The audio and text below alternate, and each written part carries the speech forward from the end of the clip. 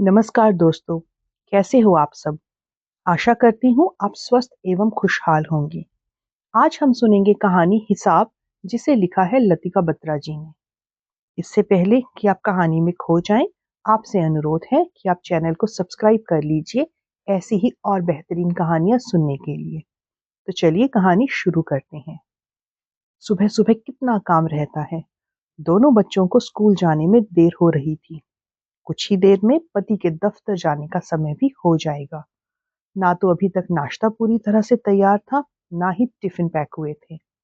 श्वेता हड़बड़ाई हुई जल्दी जल्दी काम निपटा रही थी। सारी किचन फैली पड़ी थी। रात के जूठे बर्तन भी ऐसे ही सिंक में पड़े थे। खाना बनाते बनाते श्वेता को कभी कड़छी धोनी पड़ रही थी तो कभी फ्राई पैन। रसोई का काम संभालने वाली उसकी सहायिका कमला आज बिना बताए छुट्टी मार गई थी।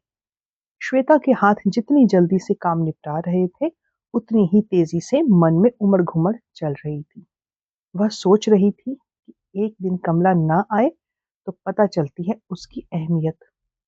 सुबह के सारे काम कैसे निपटा देती है वह, पता ही नहीं चलता। कहने को सारा लंच और नाश्ता मैं बनाती हूँ, पर उसके पीछे कमला का कितना योगदान है, ये तो तभी पता चलता है जब वो छुट्टी पर चली जाती है। प्याज लहसुन छीलना, टमाटर धोकर काट देना, मटर छील देना, सब्जी काट देना, चावल धो देना, आटा गूंथना जैसे असंख्य काम जो उसकी उपस्थिति में नगण्य से लगते थे, उसके अनुपस्थित होते ही विकराल चुनौती बन जाते हैं। आज तो बच्चों को बस ब्रेड ऑमलेट से ही काम चलाना होगा। उसने घड़ी की ओर देखते हुए सोचा। शीघ्रता से नाश्ता बनाकर उसने कोल्ड कॉफी भी बना डाली। तभी डोरबेल बजी। अरे कमला तो नहीं आ गई? मीनू दरवाजा खोल तो जरा, उसने बेटी को आवाज दी। कमला नहीं, बाहर रामवती खड़ी थी। रामवती उसके यहाँ कपड़े धोने और साफ सफाई का काम करती थी। थोड़ी अक्खड़ स्वभाव की थी, पर काम अच्छा करती थी। आते ही रामवती ने उसे जोर से पुकारा। भाभी जल्दी से डस्टिंग निपटा लो अपनी, तब तक मैं कपड़े धो लूं। जब मैं झाड़ू लगाऊंगी तो बीच में आकर झाड़ू पहुंचाना शुरू कर देना। मुझे बहुत देर हो जाती है। पीछे पीछे घूमकर आजकल तुम मेरा बड़ा दिमाग खराब करती हो। झाड़ पोंछ करने वाली लड़की गुलाबी आजकल छुट्टी पर है, उसे वायरल हो गया है, तो आजकल डस्टिंग करने की जिम्मेदारी भी श्वेता पर ही थी। उसका दिमाग वैसे ही घूमा हुआ था आज सुबह से। पर झल्लाई हुई श्वेता ने इस समय अपनी जुबान बंद रखने में ही अपनी भलाई समझी।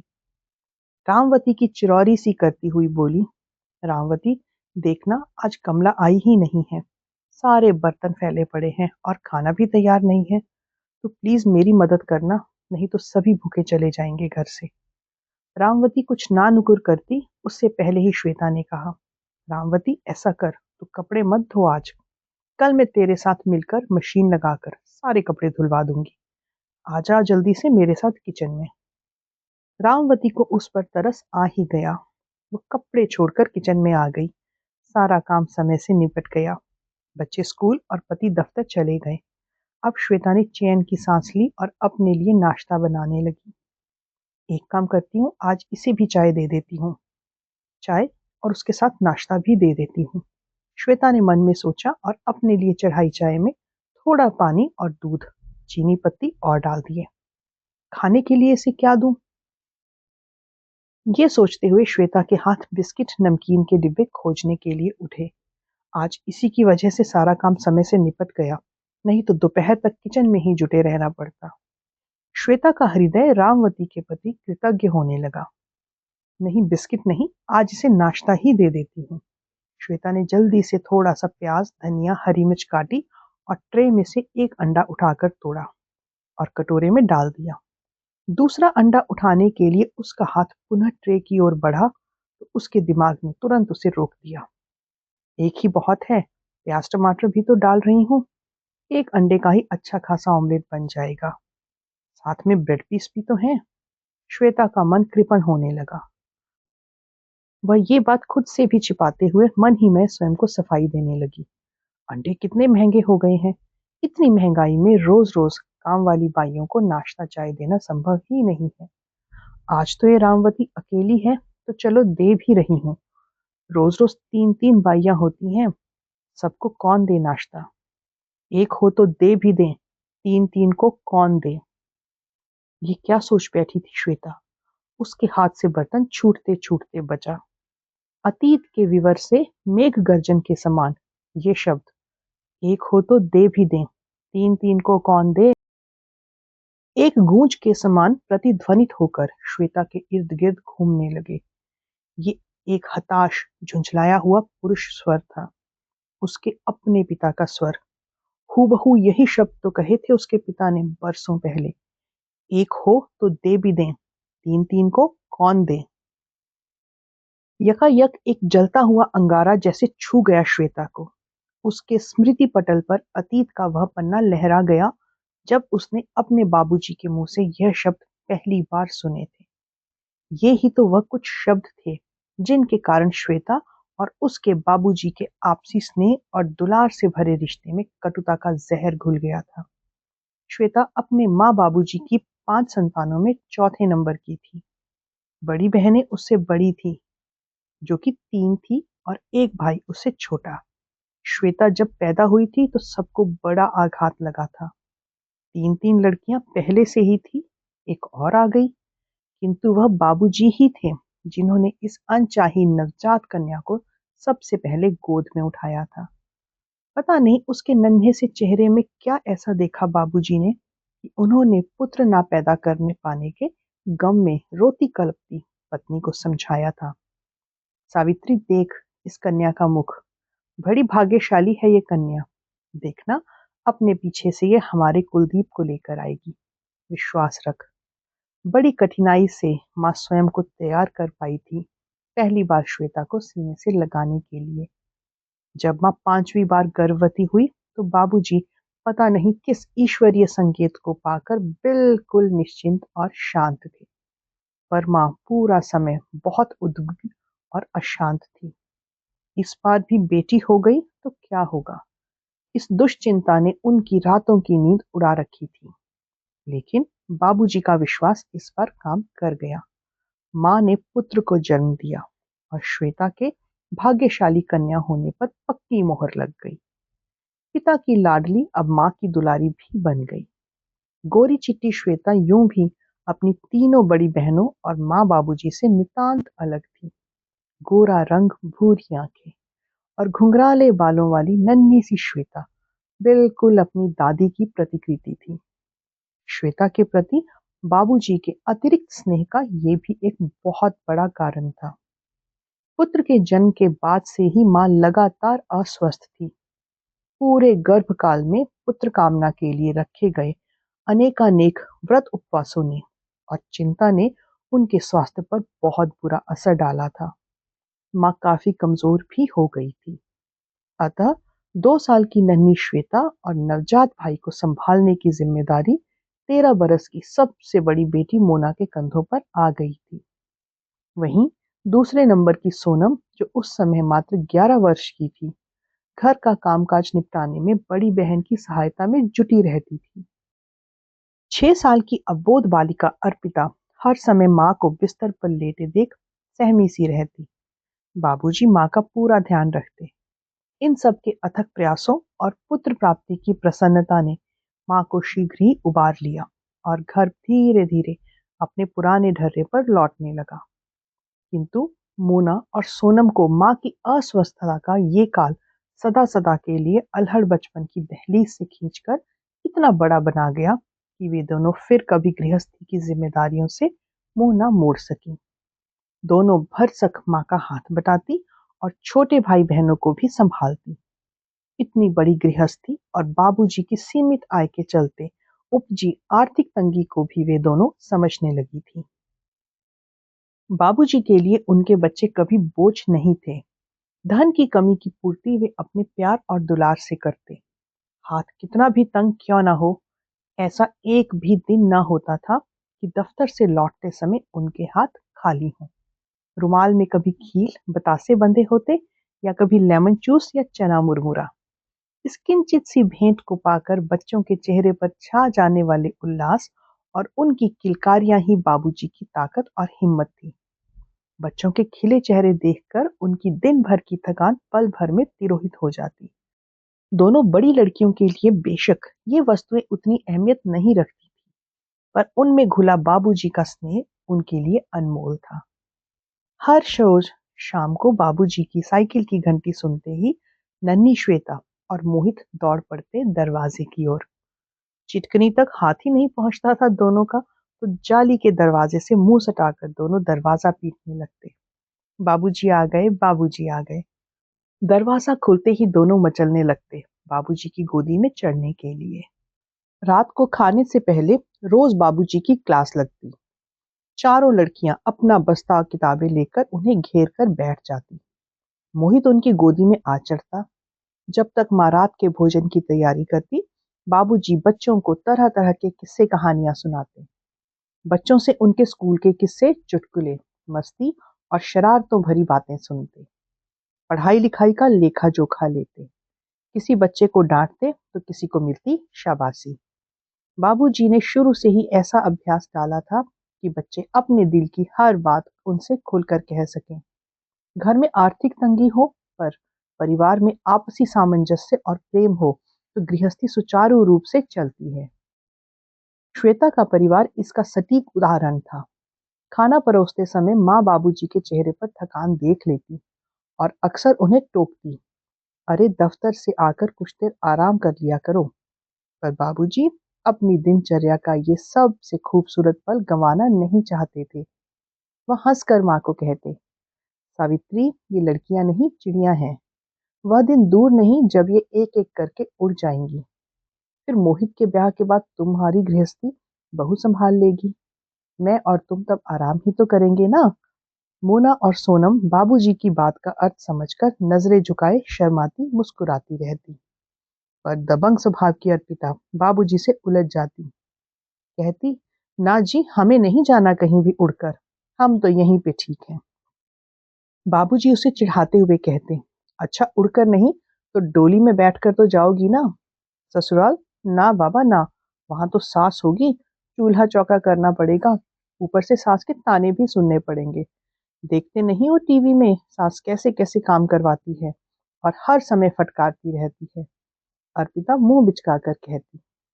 सोनम से रहा नहीं जाता, वह झट से बोल उठती, अरे तू ताने सुनेगी किसी के? ये तो खुद की सास की चकरघिन्नी सा घुमा देगी। सब हंस पड़ते। माँ सोनम के सिर पर प्यार से चपत लगाते हुए कहती, नाना बिट्टो, ऐसा नहीं कहते। छोटी सी श्वेता को ये हंसी ठट्ठा बिल्कुल समझ नहीं आता। उसे तो बस एक ही बात समझ आती कि वह एक चिड़िया है, बाबूजी की चिड़िया। उसे फुर से उड़ जाना है। वह तुरंत उनकी गोद से उतरती और दोनों बाहें फैलाकर पूरे कमरे में गोल गोल चक्कर काटती। देखो माँ देखो, मैं बाबूजी की चिड़िया बन गई। ये देखो मेरे पंख, और अब मैं उड़ जाऊंगी। बाबूजी प्यार से उसे गोद में ले लेते और सीने से लगाकर कहते, हाँ मेरी रानी चिड़िया उड़ जाएगी। श्वेता बाबूजी की बाहों में घिरी सो जाती। सपने में वह स्वयं को चिड़ियों के झुंड के साथ विशाल नीले गगन में किलौल करता पाती। अगले दिन उठकर वह सबसे पहले अपने पंख खोजती। माँ मेरे पंख कहाँ गए? मेरी रानी चिड़िया के पंख बाबूजी ने संभाल कर रखे हैं, जब उड़ना होगा तो दे देंगे, माँ कहती। पर रानी चिड़िया को उड़ने के लिए बाबूजी से पंख मारने की कभी जरूरत पड़ी ही नहीं। परिस्थितियों ने ऐसा मोड़ लिया कि कल्पनाओं के पंख धू धू कर जल गए। जिन विशाल वट वृक्ष से बाबूजी को वह अपना संबल मानकर निर्द्वंद कलोल करती थी और डोलने का साहस कर पाती थी, उनके एक वाक्य ने मानो उसके पंख कतर कर कठोर धरती पर लापटका था। सबसे बुरी बात यह थी कि किसी को उसकी पीड़ा का एहसास तक नहीं था। ये तब की बात है जब अर्पिता का विवाह हुए कुछ ही महीने हुए थे। इस विवाह ने बाबूजी को आर्थिक, मानसिक और शारीरिक तीनों तरह से तोड़ दिया था। दोनों बड़ी लड़कियों के विवाह कैसे हो गए पता ही नहीं चला था, क्योंकि मोना ने घर के हालात समझते हुए बहुत पहले से ही अपनी पढ़ाई के साथ साथ बच्चों को ट्यूशन पढ़ाना आरंभ कर दिया था। अपनी बीएड की पूरी पढ़ाई भी उसने अपने दम पर की और शादी होने तक बच्चों को पढ़ाने का सिलसिला जारी रहा था। सोनम को सिलाई कढ़ाई का शौक था। उसने अपनी स्कूल की पढ़ाई के साथ साथ एक सरकारी सिलाई कला केंद्र में प्रवेश ले लिया था। शुरुआत उसने अपनी बहनों के सूट और फ्रॉक्स सिलने से की। फिर मोहल्ले से उसे सिलाई का काम मिलने लगा। धीरे धीरे काम बढ़ने लगा और कमाई भी। सोनम ने अब 2 कारीगर भी रख लिए थे। अब वह बुटीक वाली सोनम कहलाती थी। इतनी योग्य और मेहनती बेटियों के स्वाभिमानी पिता ने उनकी कमाई का 1 रुपया भी कभी घर पर खर्च नहीं किया था। सारा धन वह उनके विवाह के लिए जोड़ते रहे थे। तभी तो दोनों के विवाह बड़े अच्छे से निबट गए थे। सोनम का ससुराल दूसरे शहर में था, इसलिए उसके लिए विवाह के बाद बुटीक चलाना अब संभव नहीं था। जमा जमाया काम बंद करना भी अकलमंदी नहीं थी। श्वेता अभी छोटी थी और माँ को इस काम की कुछ समझ ही नहीं थी। बची अर्पिता तो उसने भी साफ मना कर दिया कि उसके बस का नहीं है बुटीक चलाना। वस्तुतः उसके बस का तो कुछ था ही नहीं करना। ना तो उसने कभी घर के काम में माँ का हाथ बटाया, ना ही बाहर के काम में। यहाँ तक कि पढ़ाई लिखाई में भी उसका दिल नहीं लगता था। उसका सारा ध्यान बस सजने संवरने, फिल्मी पत्रिकाएं पढ़ने, सहेलियों के साथ गप्पे मारने में ही जाता था। 12वीं कक्षा जैसे तैसे पास करके वह तो आगे पढ़ना ही नहीं चाहती थी, पर बाबूजी के डर से उसने प्राइवेट कॉलेज में प्रवेश ले लिया था। जब 2 साल एक ही कक्षा में फेल हुई तो माँ ने बड़ी मिन्नतें और हाथ पैर जोड़कर बाबूजी को मना लिया कि अर्पिता का अब ब्याह कर दिया जाए। अब अर्पिता के विवाह की चिंता में बाबूजी के माथे की रेखाएं गहराने लगी थी। बुटीक की कमाई बंद होने से परिवार को प्रक्षतः तो कोई अंतर नहीं पड़ा था, क्योंकि वहां से अर्जित धन को तो बाबूजी ने बड़े से बड़े पारिवारिक संकट में भी नहीं छुआ था। घर तो तब भी उनकी कमाई से ही चलता था और अब भी। पर अब उन्हें अपनी मुट्ठी भर आय से अर्पिता के विवाह के लिए भी धन जोड़ना था। श्वेता की पढ़ाई की चिंता भी थी। वह जानते हैं कि श्वेता मेडिकल की तैयारी करना चाहती थी, डॉक्टर बनना चाहती थी, और यहाँ हालात ये थे कि खाने को ही पूरा नहीं पड़ता था। अपनी जिम्मेदारियों को पूरा न कर पा सकने की हताशा उन्हें खाई जा रही थी। निराशा और हार के एहसास ने उन्हें चिड़चिड़ा बना दिया था। इसी ऊहापोह में अर्पिता के लिए एक बड़ा रिश्ता आया। घर बार बहुत अच्छा था और लड़का भी। लड़का बहुत अच्छी सरकारी नौकरी पर लगा था। सबसे बड़ी बात, उन्होंने खुद आगे बढ़कर ये रिश्ता मांगा था। इनकार करने की कोई वजह बनती ही नहीं थी। बाबूजी ने अपनी दोनों बड़ी बेटियों और दामादों से भी सलाह की। सबकी यही राय थी, इस रिश्ते को छोड़ना समझदारी नहीं है। अर्पिता का रिश्ता पक्का हो गया। जैसे जैसे ब्याह का दिन निकट आ जा रहा था, माँ बाबूजी की बेचैनी बढ़ रही थी। कितनी तैयारियां करनी थी, कपड़े, जेवर, लेन देन, बारात का स्वागत, कैसे होगा ये सब। अंततः बाबूजी को वही करना पड़ा जो वह नहीं करना चाहते थे। उन्हें उधार लेना पड़ा, घर गिरवी रखकर। विवाह अच्छे से निपट गया। अर्पिता ससुराल चली गई। पीछे छोड़ गई अंतहीन चिंताओं के जाल में फंसे माँ बाबूजी। वो दोनों जितना इस जाल से छूटने की कोशिश करते और उलझते जाते। अब बात बेबात बाबूजी झुंझला जाते थे। क्रोध में आकर बेवजह माँ पर चिल्लाते रहते। बाबूजी की पाठशाला तो कब की छिन्न भिन्न हो चुकी थी। मोहित और श्वेता बाबूजी का खिन्न मूड देखकर इधर उधर छिपते फिरते थे। मोहित जैसे अचानक से बड़ा हो गया था। उसकी रुचियां और व्यवहार बदल रहे थे। घर का पूरा माहौल ही बदल गया था। कर्जा उतारने के लिए बाबूजी ने पार्ट टाइम नौकरी पकड़ ली थी। अब वह 5 बजे अपने दफ्तर से निकलते और 5:30 दूसरी नौकरी पर पहुंच जाते। वहां वे रात के 9 बजे तक ड्यूटी करते। उनकी साइकिल का स्थान एक पुराने 2 पहिया स्कूटर ने ले लिया था, ताकि एक स्थान से दूसरे स्थान पर पहुंचने में समय व्यर्थ ना हो। माँ ने भी घर पर यथासंभव कटौतियां करनी आरंभ कर दी थी। इतना सब होने के बाद भी बाबूजी रात को घर लौटते समय पोटली में कुछ न कुछ बंधवा कर जरूर लाते। पुरानी आदत थी। रोज रात जब वे घर पहुंचते तो स्कूटर का हॉर्न सुनते ही श्वेता दरवाजा खोल देती। पोटली स्कूटर की डिक्की में रखी होती। बाबूजी जब स्वयं बच्चों की चिल पौ के बीच खड़े होकर मिठाई बांटते थे, वह दिन तो कब के हवा हो गए। अब श्वेता की ओर चाबी उछाल देते। यंत्रवत श्वेता डिक्की खोलकर पोटली निकाल लेती और निसंग भाव से भीतर रख देती। उस पोटली में से रस तो कब का समाप्त हो चुका था। अब उसमें पेट्रोल की गंध बस गई थी। श्वेता को उबकाई आने लगती। माँ कई बार इन ऊल जुलूल चीजों पर पैसे बर्बाद करने पर बाबूजी से नाराज भी हो जाती, पर बाबूजी की पुरानी आदत थी, छूटती ही नहीं थी। श्वेता अब बहुत गुमसुम रहने लगी थी। घर के जो हालात थे, उसे नहीं लगता था कि वह मेडिकल में प्रवेश ले पाएगी। उसकी कक्षा की लगभग सभी छात्राओं ने मेडिकल की प्रवेश परीक्षा की तैयारी के लिए कोचिंग आरंभ कर दी थी, लेकिन श्वेता इतनी मोटी फीस भर पाने में असमर्थ थी। पर उसने हार नहीं मानी।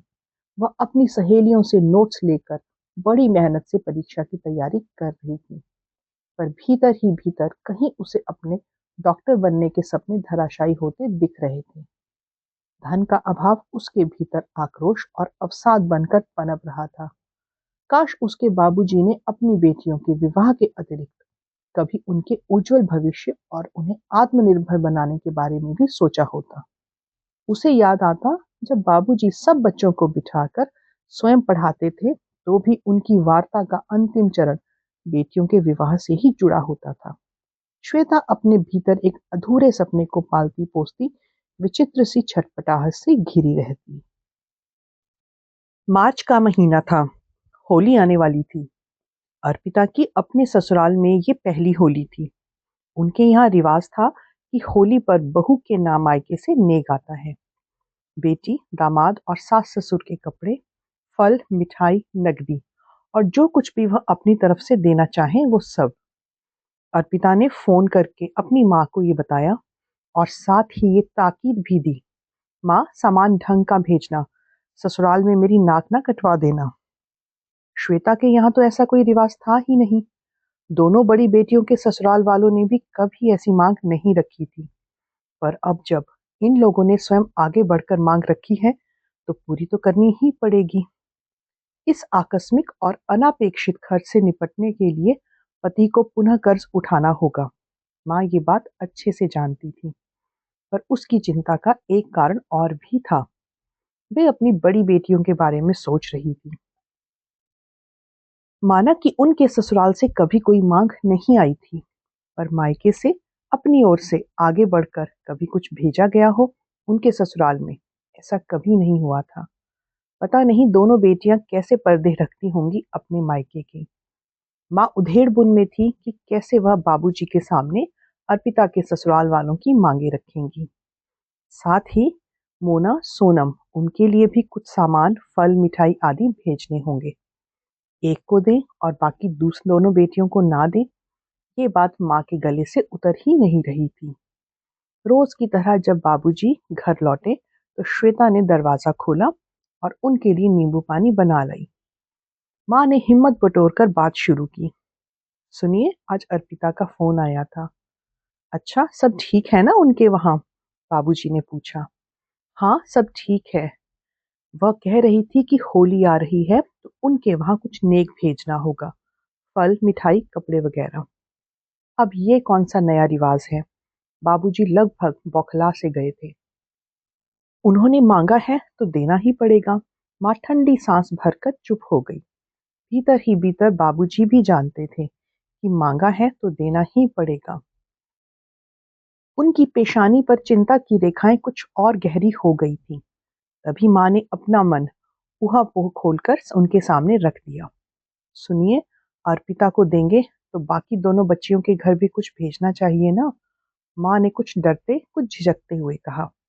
पहले से ही बौखलाए बाबूजी अवाक रह गए। माँ की बात सुनकर उनके तो पैरों के नीचे से जमीन ही सरक गई। कहाँ तो एक बेटी को निपटाने का आसरा नहीं, और माँ है कि बाकी दोनों का रोना भी लेकर बैठ गई थी। अब तो बाबूजी के गुस्से का पारावार ना रहा। मोहित की माँ, बाबूजी गुस्से से चिल्लाए। गुस्से में वह माँ को नाम से नहीं बुलाते थे, मोहित की माँ ही कहकर बुलाते थे। मोहित की माँ, मैंने बेटियों को पढ़ाया, लिखाया, पाल पोस कर बड़ा किया, इतना पैसा खर्च कर उनका ब्याह किया। बस मेरी जिम्मेदारी खत्म। कह दो अर्पिता से हम नहीं कर सकते उसके ससुराल वालों की मांगे पूरी। और रही बात मोना और सोनम की, तो तुम खुद आगे से बढ़कर नए रीति रिवाज शुरू मत करो।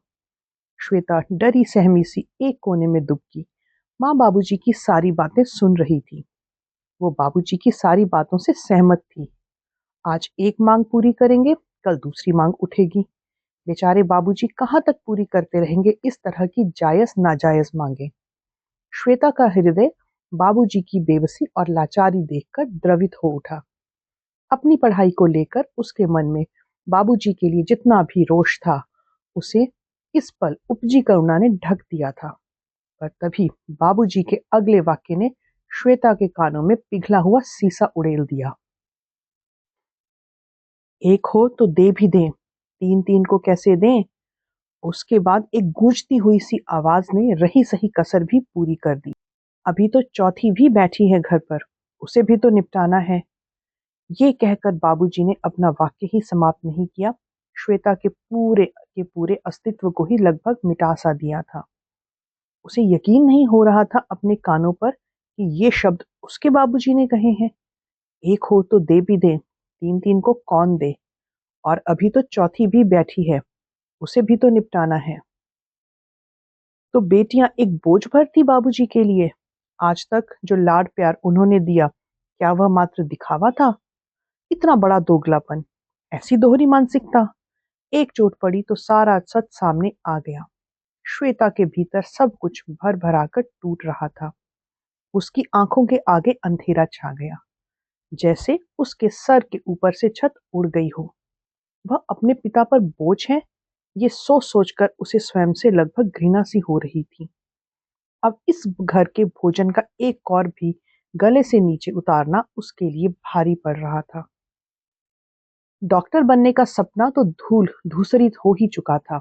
अब उसने शीघ्र अपने पैरों पर खड़े होने का निर्णय लिया।